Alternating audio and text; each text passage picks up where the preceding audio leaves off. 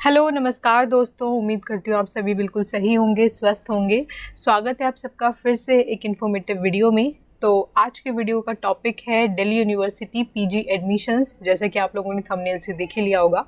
तो Delhi university PG admission में बच्चों को सीट्स एलोकेट होनी स्टार्ट हो चुकी हैं, जिसके रिगार्डिंग काफ़ी सारी कन्फ्यूज़न है।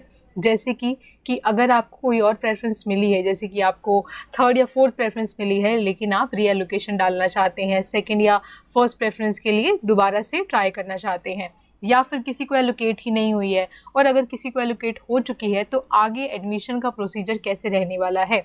तो आपको वीडियो बिल्कुल ध्यान से देखनी है, क्योंकि अगर आप एक भी स्टेप मिस कर जाओगे तो आपका एडमिशन कैंसिल हो जाएगा। ठीक है, ऐसा नहीं है कि आपने स्टूडेंट का एडमिशन दिया था, आपका स्कोर कार्ड आ गया, आपने काउंसलिंग के लिए अप्लाई किया और अगर आपको कोई एलोकेट हुई है सीट, दैट डजंट मीन कि आपका एडमिशन वहाँ हो गया है। ठीक है, तो बहुत सारी बातों का ध्यान रखेंगे जो आज इस वीडियो में मैं आपको बताऊंगी। तो सबसे पहले हम पीजी का पोर्टल खोल लेंगे, जैसे कि आप लोगों ने मेरे स्क्रीन के सामने देखा ही हुआ है। यहाँ पे आप देख रहे होंगे, यहाँ पे कॉन्टिन्यूसली एक लाइन चल रही है पीएचडी एडमिशन के रिगार्डिंगली और पीजी एडमिशन के रिगार्डिंगली भी। ठीक है, तो यहाँ से जो आपका पीजी एडमिशन का लिंक है आप उसको डायरेक्टली ओपन कर सकते हो। वो सामर्थ पोर्टल का लिंक है, जैसे कि यहाँ पे आप देख रहे हो जहाँ पे मेरा माउस है। ठीक है, इससे जब आप क्लिक करोगे तो यहाँ पे आप इस पेज के ऊपर आ जाओगे। अभी यहाँ पे किसी और बच्चे का मैंने लॉगिन किया हुआ है, लेकिन आपके में आपकी स्क्रीन के ऊपर यहाँ पे दिखाएगा लॉगिन का ऑप्शन, तो उसमें आप अपने क्रेडेंशियल्स को डाल करके लॉगिन कर लेंगे। लॉगिन करने के बाद आपके सामने कुछ इस तरीके का पेज ओपन हो जाएगा, जिसमें आपके पास ये सभी ऑप्शंस होंगे। नीचे profile, select programme, student score card and my payments का होगा। ठीक है, अब यहाँ पे मैं जितनी भी बातें आप लोगों को बताने वाली हूँ, कृपया कान खोल करके एकदम ध्यान से सुनिएगा और अपने उन बच्चों के साथ, उन दोस्तों के साथ शेयर कीजिएगा जो लोग एडमिशन ले रहे हैं। ठीक है, वरना आपका एडमिशन कैंसिल भी हो सकता है। पहली बात तो यहाँ पे आपको दिखाई देगा dear applicant, registration process is closed, क्योंकि 10 तारीख तक आपका लास्ट काउंसलिंग का रजिस्ट्रेशन था। तो ये सब उन्हीं को शो होगा जिन्होंने काउंसलिंग के लिए अप्लाई किया है। ठीक है, यहाँ पे वेलकम के बाद आपका नाम दिखाई देगा। व्यू प्रोफाइल पे जाओगे तो आपको प्रोफाइल दी जाएगी, लेकिन आपका जो मेन काम है वो है यहाँ पे एडमिशन्स पे। ठीक है, तो यहाँ एडमिशन्स पे आप लोगों को क्लिक करना है। एडमिशन्स पे क्लिक कर लेते हैं। Click here to view seat allocation. तो यहाँ पे आपको इस तरह के कुछ ऑप्शंस दिखाई देंगे। यहाँ पे जो यूज़र एक्शन आप लोग देख रहे हो, इस यूज़र एक्शन के यहाँ पे आपको एक बटन दिखाई देगा जिसमें लिखा होगा एक्शन।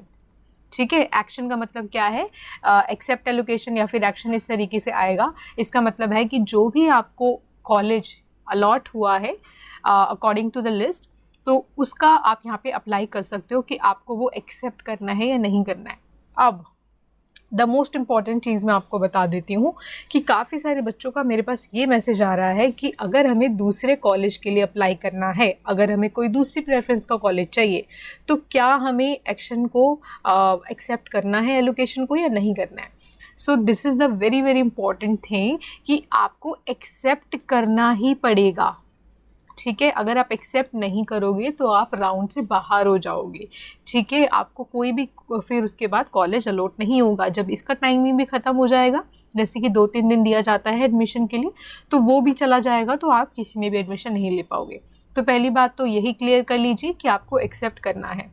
अब जब आपको एक्सेप्ट करना है, एक्सेप्ट करने के बाद आपके पास इस तरीके का एक लाइन आएगा, जैसे कि आप मेरी स्क्रीन के ऊपर देख रहे हो।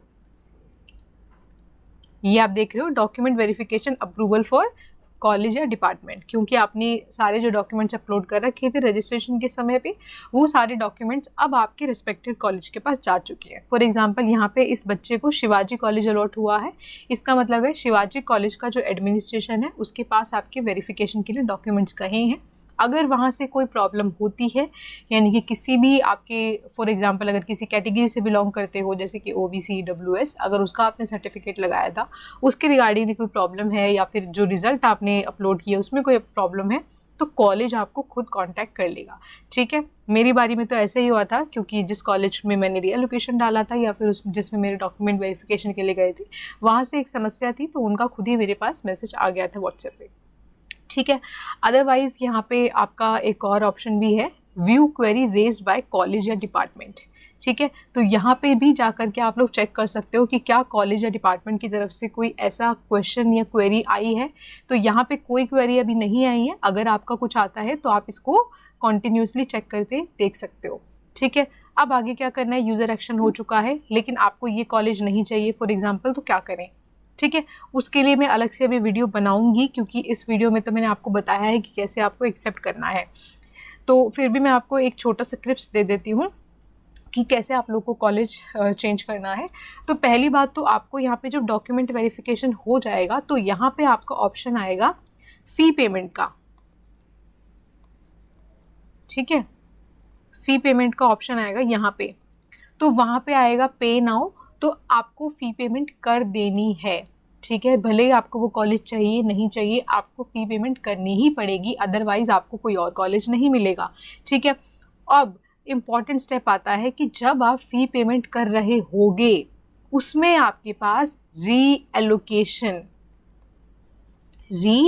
एलोकेशन इस तरीके से एक शब्द आएगा, एक कॉलम आएगा।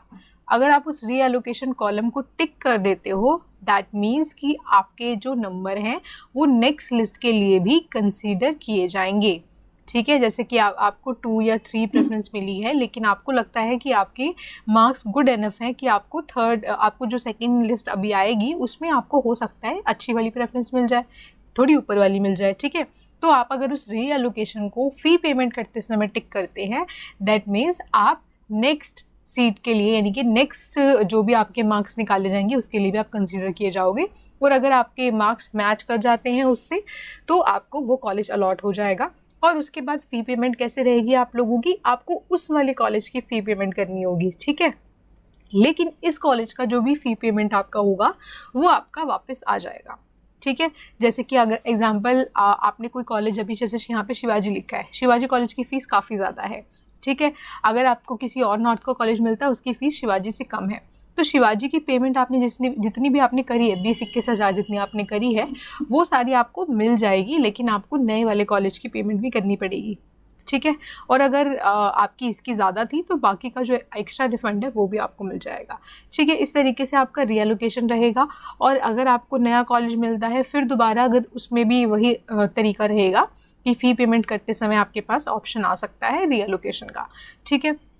ये था आपका रीएलोकेशन। मैं आपको अभी लाइव नहीं समझा पा रही हूँ क्योंकि बच्चों का यूज़र एक्शन में भी डॉक्यूमेंट वेरिफिकेशन हुआ नहीं है, लेकिन बिल्कुल इसी तरीके से रहेगा क्योंकि मैंने अपने टाइम पर भी अपने कॉलेज को रीएलोकेट करवाया था सेम प्रोसीजर से ही, ठीक है।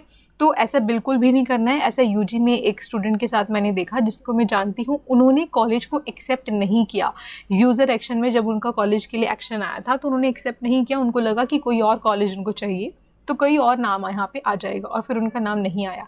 ऐसे नहीं आता है, आपको जो भी मिला है पहले आपको वो ही एक्सेप्ट करना पड़ेगा, उसके बाद ही आप फ़ी पेमेंट के समय पे रीएलोकेशन के लिए अप्लाई कर सकते हो, ठीक है। तो ये था आपका सीट के बारे में। डॉक्यूमेंट वेरिफिकेशन आपका मैंने बता ही दिया है कि कोई भी प्रॉब्लम होगी तो यहाँ पे व्यू क्वेरी के अंदर आप लोग देख सकते हो। एक बार आप फ़ी पेमेंट कर दोगे इसका मतलब है आपका एडमिशन अब कंफर्म हो चुका है, ठीक है। उसके बाद आपको कोई ज़्यादा टेंशन लेने की ज़रूरत नहीं है। एक बार आप फ़ी पेमेंट कर दोगे दैट मीन्स आपका एडमिशन वहाँ कंफर्म हो चुका है।